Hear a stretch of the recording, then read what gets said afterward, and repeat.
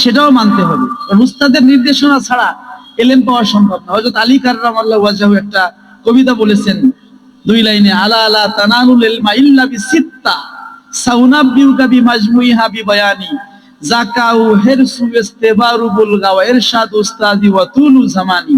যে 6টা বিষয় যদি তোমার অর্জন না হয় তোমার এলেম হবে না। হযরত আলী কাররামাল্লাহু ওয়াজহাহু বলেছেন কি কি? এক হলো যাকা, যাকা মানে মেধা, মেধা লাগবে, মেধা ছাড়া এলেম হবে কিভাবে? তো মনে রাখতে হবে যে আল্লাহ রাব্বুল আলামিন সৃষ্টিগতভাবে সকল মানুষকে কিন্তু মেধা দিয়েছেন। কারো মেধা সুপ্ত থাকে, কারো মেধা জাগ্রত থাকে।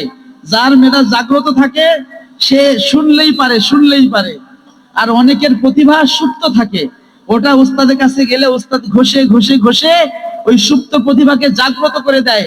তখন সে এমন কিছু করতে পারে যেটা অনেকেই করতে পারে না। অনেক শিক্ষার দেখা যায় গ্রামে পড়ছে, পাশও করতে পারে না, শহরে আসছে, পরিবেশ পেয়ে সুপ্ত প্রতিভা যখন জাগ্রত হয়ে গেছে অনেক কিছু করে ফেলছে। জন্মগতভাবে কারো মেধা কম নাই, সকলকে আল্লাহ মেধা দিয়েছেন, এটা বৈজ্ঞানিক প্রমাণিত সত্য। সকলকে আল্লাহ মেধা দিয়েছেন।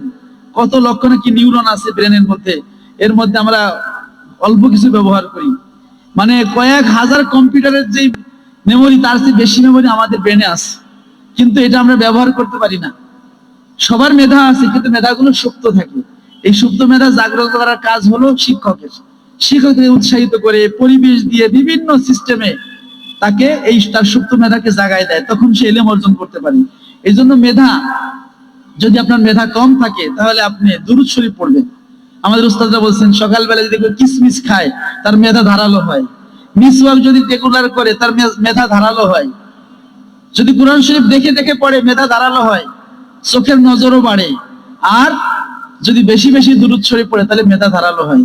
এজন্য এই আমলগুলো আমরা করতে পারি আমাদের যাদের মেধা একটু কম আছে। আসলে সবার মেধাই আছে, আল্লাহর রহমত না হলে ওই সুপ্ত মেধা জাগ্রত হয় না।